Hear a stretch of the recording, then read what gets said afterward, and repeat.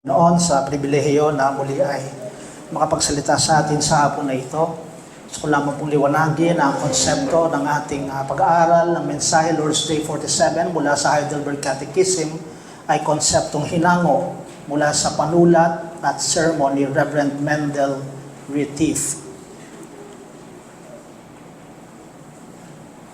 The title of our message this afternoon is The Petition for Hallowing God's Name. The petition for hallowing God's name. Bilang pagliliwanag lamang po, tayo nag-aaral doon sa tinurong panalangin ng ating Panginoon, the pattern for prayer, which is the Lord's Prayer. And now we're in the question number 122. The question is, what is the first petition? What is the first petition? Answer, hallowed be your name. That is, grant us first of all that we may rightly know you and sanctify and glorify and praise you in all your works, in which shine forth your almighty power, wisdom, goodness, righteousness, mercy, and truth. Grant us also that we may so direct our whole life, our thoughts, words, and actions, that your name is not blasphemed because of us, but always honored and praised. Saglit po tayong manalangin. O aming Diyos, ang kaalaman, kakayanang umunawa ay nagmumula sa iyo, kaya magliwanag ka po sa amin. At ang iyong alipin sa oras na ito ay huwag mapansin kundi kayo at ang liwanag ng iyong salita. Kayo pong pinupuri namin sa pangalan ni Jesus. Amen. So let us reflect on the meaning of the petition in the Lord's Prayer, hallowed be your name. Sa Tagalog po ay sambahin ang pangalan mo. Now, the word hallow comes from the word holy. At pag sinabi natin holy, banal, nakahiwalay, that is the word for hallow. And that is why to pray, hallowed be your name, that is to say, let your name be regarded and honored as holy. Hayaan mo ang pangalan mo ay ituring na dakila at banal. That is the meaning of hallow. But what does your name mean? Hallowed be your name. So ano ibig sabihin po ng your name? In Scripture, God's name refers to His self-revelation. Sa kanyang sariling pagpapahayag ng kanyang sarili sa atin, everything that God has revealed about Himself. That means it is His own character, His works, and His promises made known to us. Yun palang ibig sabihin ng His name. Kaya when we pray, hallowed be your name, we ask that we would know God as He has revealed Himself and respond to Him with reverence, praise, and thanksgiving. Hinihingi natin sa Panginoon that He would be glorified in our hearts and through our lives.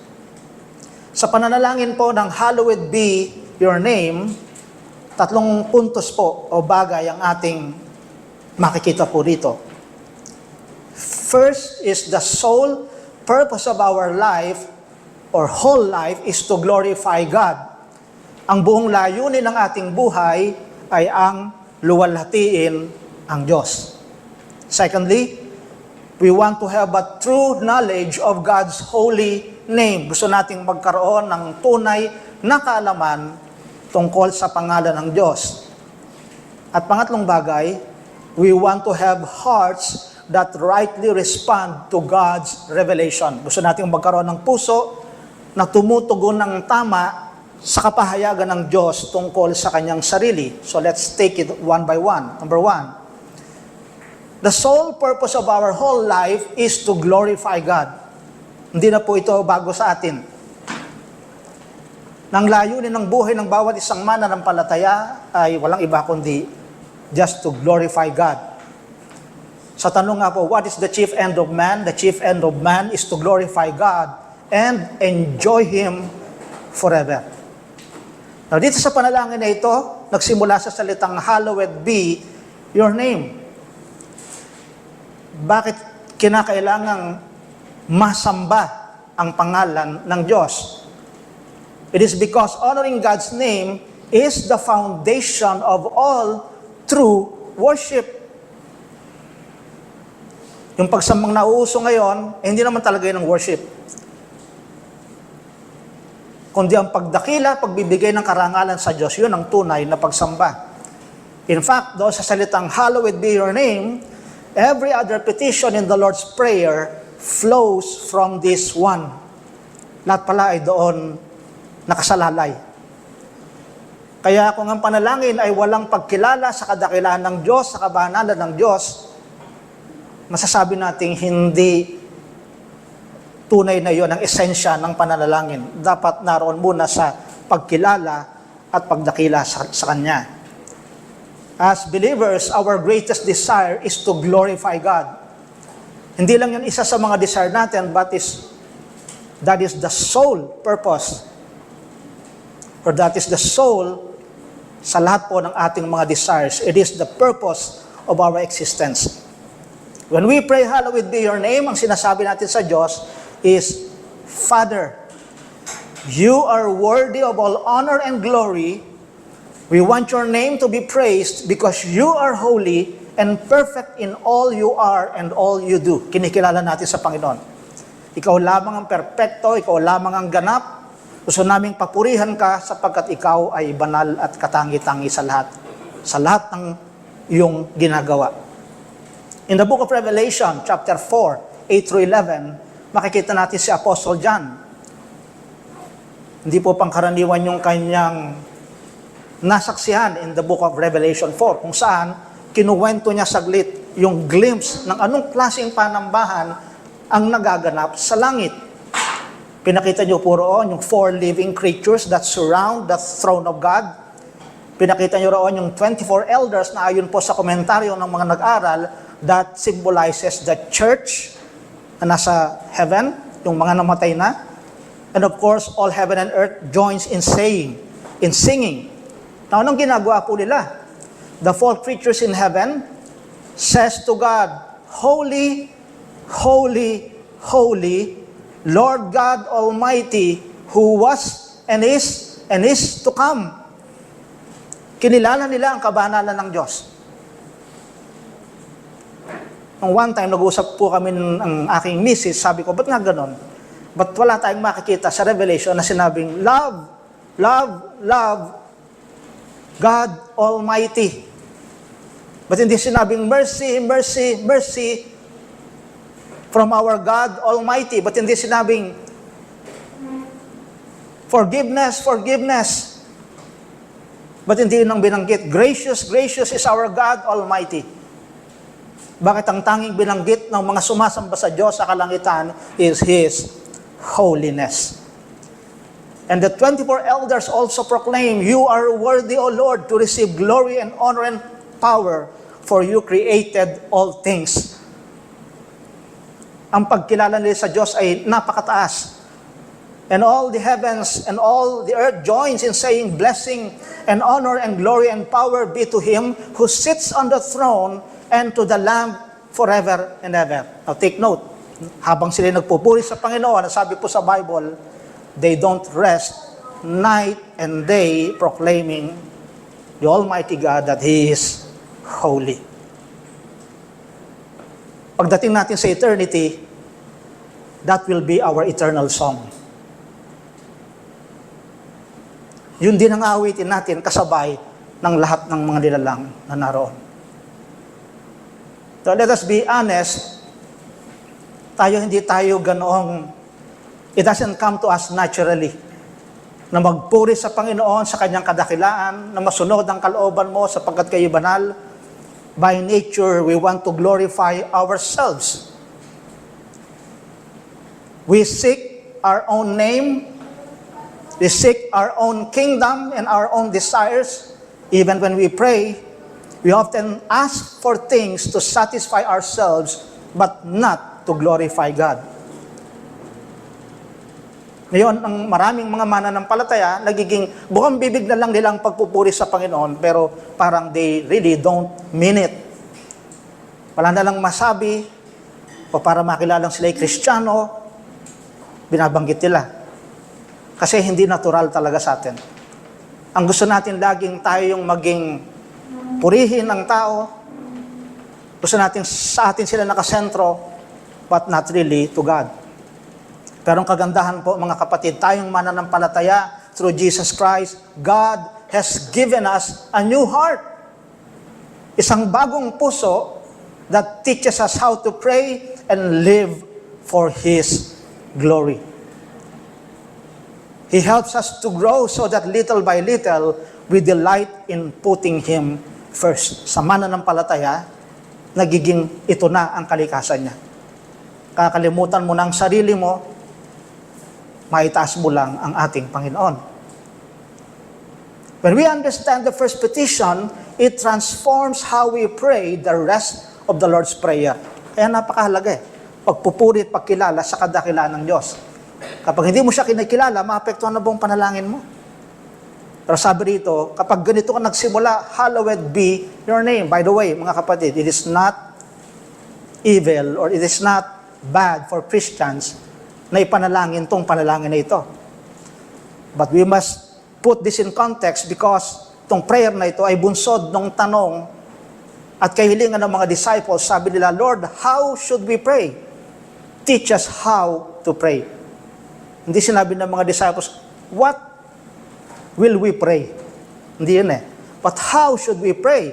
At binanggit sa kanilang Panginoon, this is how you should pray. This is your pattern for prayer. Pero hindi masamang ipanalangin ito. Sapagkat ganon din naman ito, tama at ayon sa puso at naisin ng Panginoon. But this affects us.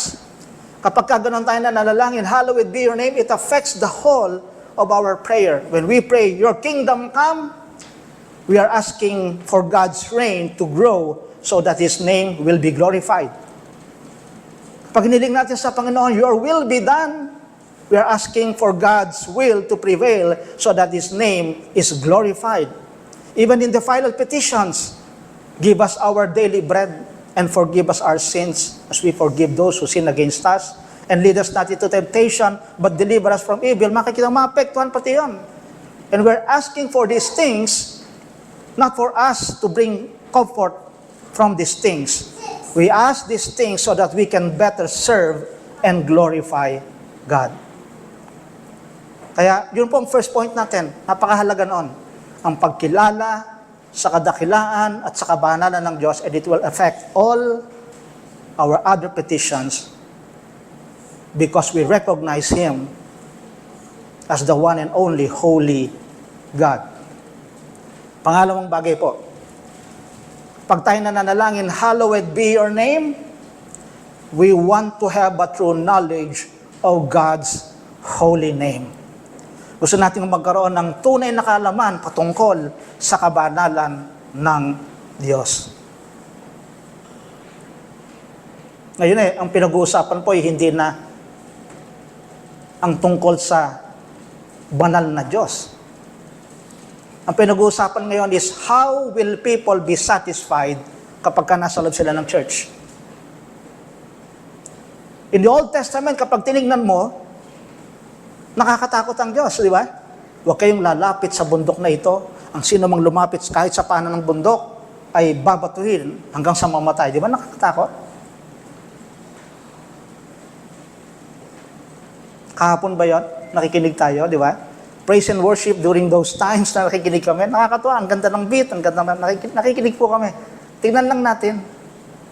Kamaya kumanta na. Holy, holy, come Lord of fire, come down and fill. Sabi ko, nakakatakot pala yan. Ang saya ng kanta, pero parang nakakatakot. Bakit gusto mong pababain dito ang banal na espiritu at tupukin kayo ng apoy ng Diyos? Di nyo ba naintindihan yan? People today don't understand kung ano yung hinihingi nila sa Diyos.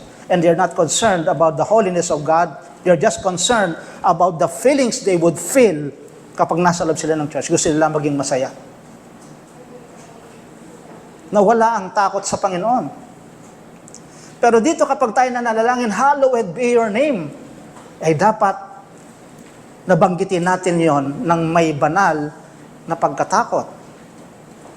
When we worship God, we need to remember it is not about doing what we think is right, but doing what He has commanded. Hindi yung kung ano gusto lang natin. Kasi masaya tayo, nagagawin natin to.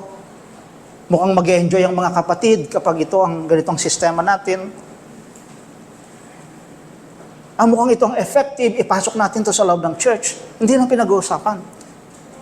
Kung kinikilala nating banal ng Diyos, ang usapan is ano ba ang gusto ng Diyos para siya sambahin. Amen? Sabi ng Bible, di ba? Binalaan ni Pablo si Timoteo pagdating ng panahon, mag-gather yung mga tao ng kanilang mga guro at makikinig lang sila sa mga nakakakiliti sa kanilang pandinig. Kasi yun ang gusto ng tao. I don't know if this kind of preaching or message this afternoon would gladden our hearts. Sapagkat walang mag-enjoy sa mga warnings ng mga salita ng Panginoon. People don't want warnings. What they want is to satisfy, sabi po ng Bible, their itching ears. Kaya ngayon, ang message, hindi na po repent. Ang message na marinig natin is how to get prosperous in your life. Di ba? Parang, wala, how to please God. Di ba? How to be financially, di ba? Stable. Puro ganon. Pag tinignan mo, okay, may message, pero pinipilipit ang salita ng Panginoon, not really to honor God, kundi to encourage yung mga nakikinig na ito ang gusto ng Panginoon sa iyo. Hindi yung kung anong gusto natin, hindi po yun ang pinag-uusapan dito. Kapag nananalangin ka, Ama, sambahin ang pangalan mo, ibig sabihin, gusto natin sundin kung ano inuutos niya sa atin. This is what we learn from the story of Nadab and Abihu in Leviticus chapter 10. Diba? Sa Leviticus chapter 10, kilala natin si Aaron, siya po yung first high priest na tinalaga ng Panginoon para mga siwa sa loob ng templo. Pero meron siyang dalawang anak na matigas ang ulo. Hinahanap ko nga po ang reason eh. Di ba? Anak ka naman ng high priest, medyo alam mo naman instruction ng Panginoon kung paano ka magsisindi ng ilaw sa loob ng templo. Pero dito, sila po yung nagsindi ng ilaw.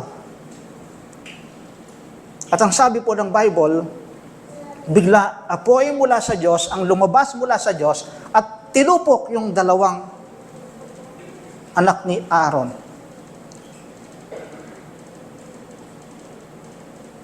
Sabi niya, ba't naman basta lang tinupok, no? Parang wala namang kahabag-habag ang Diyos. Nagsisimula pa lang naman sila. Ba't hindi naintindihan ng Diyos? Ba't hindi mo na pinabigyan sa una? You know ang point ng Panginoon? Hindi ako nagbibiro kapag sinabi kong ganito ang panambahan. Ganito lang. Kung yan ay hindi ko binigyan ng sample sa una pa lang, malamang na ganyan ang gagawin ko. Ano mga gusto ninyo gagawin nyo? Pero isa pa po, may nagsabi po na sa nabasa kong commentary, possibly, yung dalawang ito kasi, mga talagang may mga hindi maayos na ginagawa. Sabi lang, possibly, nung sila'y nagsindi ng ilaw, kaya hindi nagustuhan ng Panginoon, is because lasing yung dalawa nung nagsisindi ng ilawan. Hindi nagustuhan ng Diyos. Kaya sabi ng Panginoon, tutupukin ko to. Anong ginawa ni Aaron? Wala, nanahimik lang siya nung nakita niya, uling na yung mga anak niya. At sinermonan pa siya ni Moises. Ang sabi niya, sabi ng Diyos, di ba? I must be regarded as holy by those who come near me. Yun nagadang puntos, mga kapatid. Dapat ituring akong banal ng sino mang lumalapit sa akin. Hindi ako tinuring na banal ng mga anak mo. Kaya si Aaron, hindi na nagsalita, nanahimik na lang siya because he understood ng punto banal ng Diyos. Hindi dapat dilalapastangan ng kanyang presensya.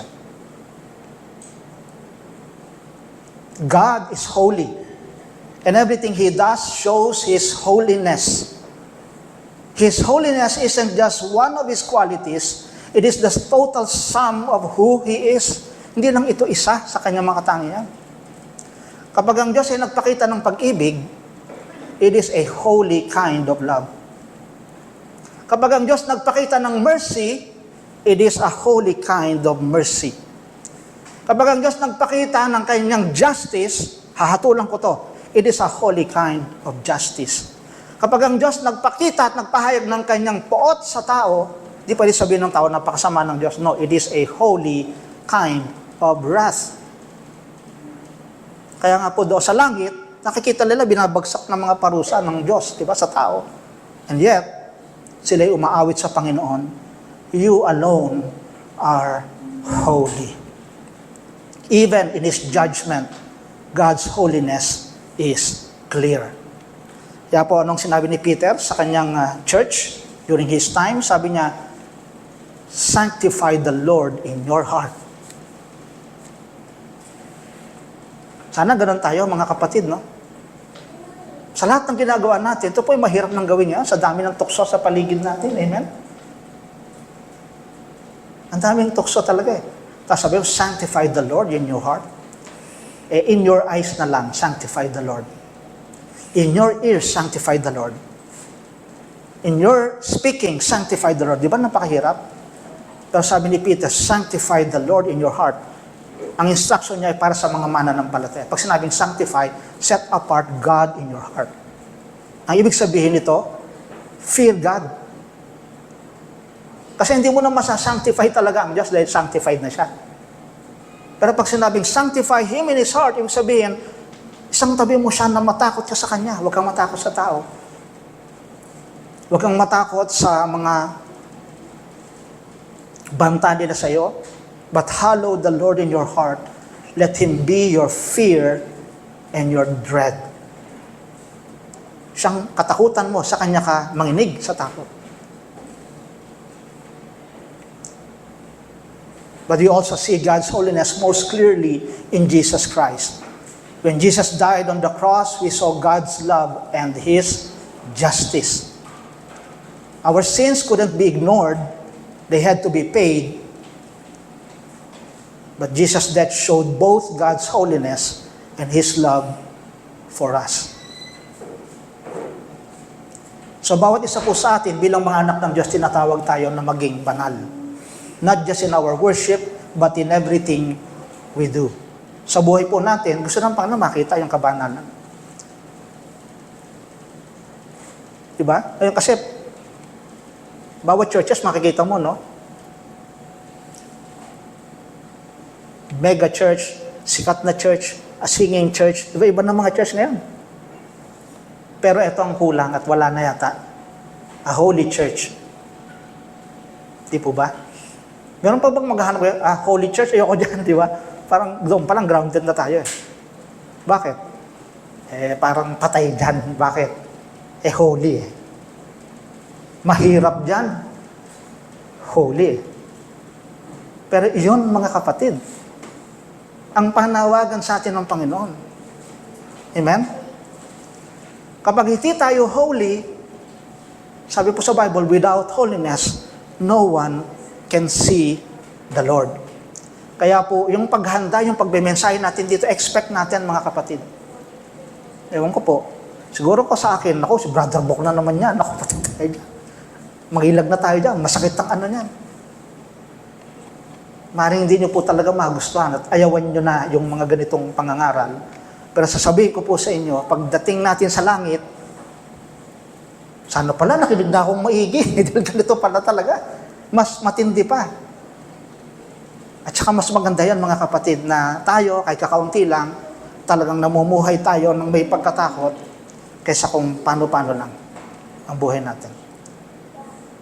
Tingin ko, hindi naman siguro kami sisisihin ng Panginoon na bakit mo sinaktan yung mga kapatid mo? Ano ba pinangaral mo? Sabi ko po, magpakabanal. Hindi naman siguro magagalit ang Diyos. Sapagkat iyon ang kalooban ng Lord. Hindi namin kinakailangan magkaroon ng kakampi na palakpakan nyo kami after ng aming pangangaral. Hindi po yan. Sapagkat ang magpuputong sa atin ng kantimpala ay ang Panginoon. Pagharap natin sa Kanya, sabihin ng Lord, come, enter into the joy of your Lord. Di po ba? Yun ang ating gustong marinig. Hindi yung away from me, you who practice lawlessness, dahil hindi natin sinunod ang kanyang kalooban. When a church begins to compromise with the world and take God's grace lightly, God will make sure His name is honored even through judgment. Ayun, no? Pati ang church pwedeng i-judge. Pag nako-compromise na yan, okay na ang ganitong pamumuhay, okay na naglulukuhan lang tayo rito, okay na basta masaya tayo. Sabi rito, hindi ko compromise ng Diyos ang kanyang holiness. Kung yan ay tinatawag mong church ng ating Panginoong Yesus, sabi ng Panginoon, ako'y holy, akong head niyan. Kapag nagko-compromise ang church sa mundo at namubuhay na makasanlibutan, hindi maaaring hindi, ipapakita niya ang kanyang kabanalan, i-judge niya ang church na yon. Kaya kanina, di ba, nakinig ba kayong maigi sa ceremony pastor, napaka-halaga sa atin na dapat, kung ang pundasyon natin si Kristo, yun po yun, ito yung pangaral na yun, ito yung katuloy, na dapat meron tayong kabanalan. Again, Leviticus 10:3, by those who come near me, I must be regarded as holy, and before all the people, I must be glorified. And finally, thirdly, when we pray, hallowed be your name, we want to have hearts that rightly respond to God's revelation. So kung nire-reveal ng Panginoon siya'y banal, kapag tayo nanalang, hallowed be your name, kinikilala natin, Lord, and Lord, give us a heart na tumutugon sa ganitong katangian mo. Ikaw pala ay banal, Panginoon, so dapat ganon din ako. Amen? Hindi po pwede tayo, di ba? Sabi nga po, like father, like son, or like daughter. Kung kinikilala nating Ama ay Ama ng katotohanan, dapat makita sa atin ang kanyang truth. Kung kinikilala nating Ama ay Amang mabuti, dapat ganon din nare-reflect sa atin ang kanyang kabutihan. Kung tinatawag natin siyang Ama at siya'y banal, dapat ganon din po tayo. So ito, no, maging ingat tayo. Anong pinagmamalaki natin bilang Kristiyano? Kasi ngayon talagang prosperity ang gospel. Bakit? Lahat ng gadget na kay Team Mercy. Sana magkaganyan din ako. Parang ganon ang usapan ngayon, di ba? Ang kapatid, asenso sa buhay. Ba't ako parang puro paghihirap? Ayoko ng ganito, gusto ko sa kanya ganon. Hindi ganon eh. Diba? Kasi nga po, ang hindi na ngayon nagagawa sa loob ng church ay yung pagpapakabanal. Yan nga po ang hindi nagagawa, mga kapatid, nakakalungkot.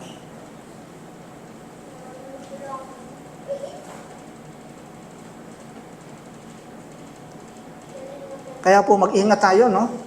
Sabi dito, when God's face shines upon us, we should be glad and rejoice.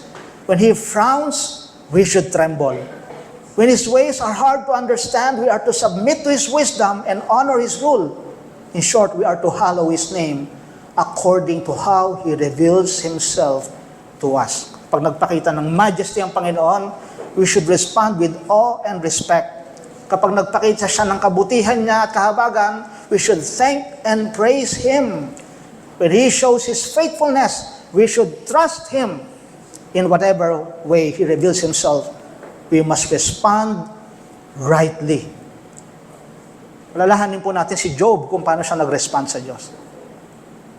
Diba? Wala siyang kamalay-malay, kinalulugdan siya ng Diyos eh. Amen? Walang mali si Job sa nangyayari. Sapagkat ang nag-uusap ay si Satan at saka ang Diyos. Si Job ay nandoon lang, di ba? Sabi ng Bible, napakayaman niya, nasa kanya na lahat. Parang pag tinignan mo sa konteksto ng mundo, ang swerte ng tao na to, 10 ang anak, magaganda sa buong lupain, nasa kanya na lahat. Pero wala siyang kamalay-malay na siya pala ay ikinokontest ng Diyos kay Satan. Tapos sabi ng Diyos, tingnan mo yung lingkod kong matuwid. Matuwid ba yan? Sabi ni Satan. Sika, tingnan mo, subukin mo lang, alisin unti-unti sa kanya lahat ng meron siya. Makita mo kung sino talaga yung tao na yan. Pero ang Diyos hindi nagkakamali. Amen? Hindi siya nagkakamali. Subukin mo lang. So walang kamalay-malay si Job, isa-isa kinuha sa kanya, isa-isa. Nadamay pa, pati yung mga alipin na wala, hindi naman niya kapamilya, di ba? Natupok, nagpadala ng apoy, galing sa langit, kumidlat, tinamaan lahat na sunog, yung mga anak niya lahat, matitigas ang ulo, araw-araw pinagpe-pray ni Job, araw-araw, Panginoon, patawarin mo ang mga anak ko. 10 anak niya, walang ginawa kundi mag-party. Sabi po ng Bible, nalaglag yung kanilang bahay na pinagpapartihan, patay sila lahat.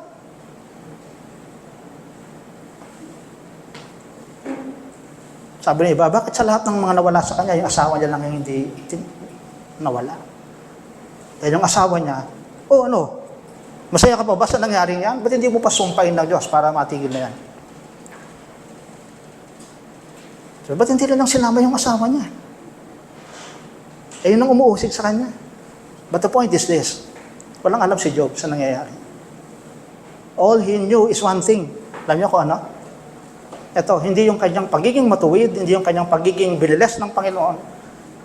Ang nakita niya ay ang kabanalan ng Diyos.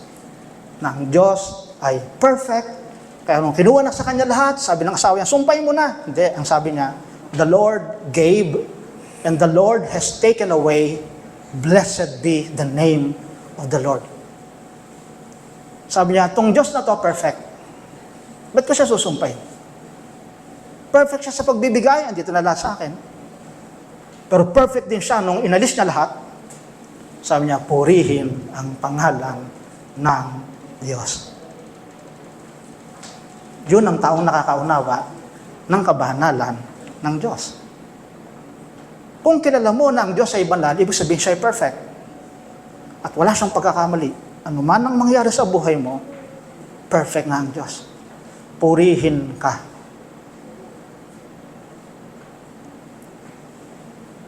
Meron pa bang ganong nanalangin sa Bible bukod kay Job? Wala na. Pagdating sa New Testament, meron. Yung nananalangin doon sa Garden of Gethsemane, kung maaari po, Ama, alisin mo na ang saro ng paghihirap na ito, subalit, huwag ang kalooban ko ang masunod, kundi ang kalooban mo lamang. Sino yon? Si Jesus, na nakakakilala na banal at perpekto ang kanyang Ama, kaya nahiling niya, huwag ang kalooban ko, kundi ang kalooban mo po lamang. You see the point, brethren? Kapag kilala mo kung sino ang Diyos na ito na nag-reveal ng kanyang sarili mula sa kanyang salita, magre-respond ka ng tama. Amen? Yun ang kulang sa atin. At ang puntos na mensahe na ito, naway maging maliwanag sa atin, brethren. Nakakatakot ba ang kabanalan ng Diyos? Amen. Pero blessing din ang kabanalan ng Diyos because He is perfect and holy. Lahat ng kanyang kalooban ay mabuti.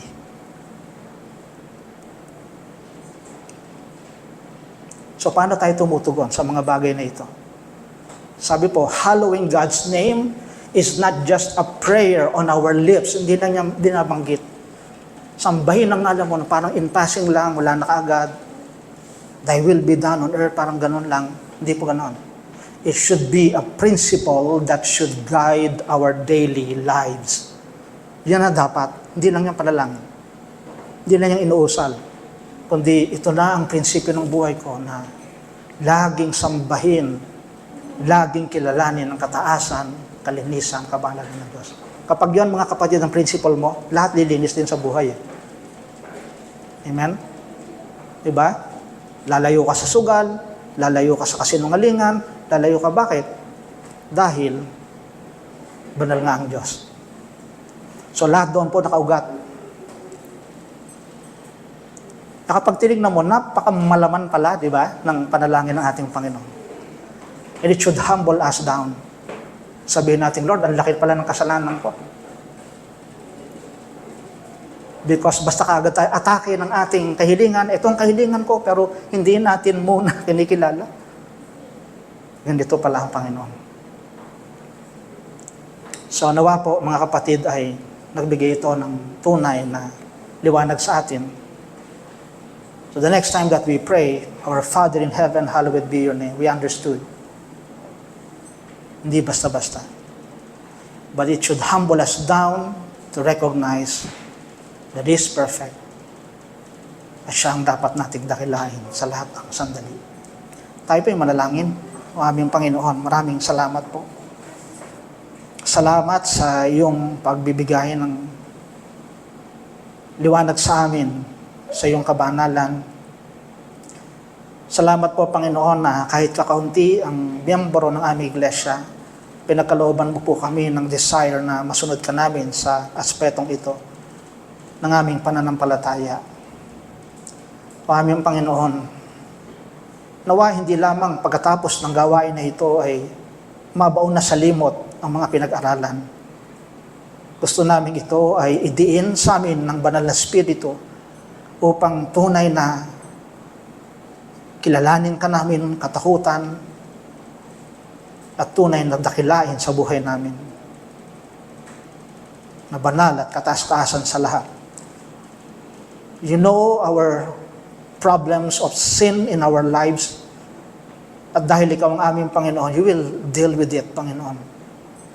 But Lord, we are so fearful about the consequences of our sins, kaya po kami, Panginoon, ay masigit pa, Panginoon, ang pagkatakot namin dito kaysa sa iyo. Kaya kung minsan nababaliwala ka namin, Panginoon. Pero sino man po sa amin ang maaaring namumuhay sa pagkakasala, tulungan mo po na magbalik at ma-restore ang tamang kaunawaan tungkol dito. Upang sa paglapit namin sa iyo, sa aming pananalangin ay hindi basta kami dumulog, kundi merong paggalang, pagkamangha, pagkatakot, ang ilagay mo po sa aming puso, Panginoon. Patuloy kayong mangusap sa amin, O Diyos, kayong mapapurihan sa lahat ng ito sa pangalan ng aming Panginoong Yesus. Amen.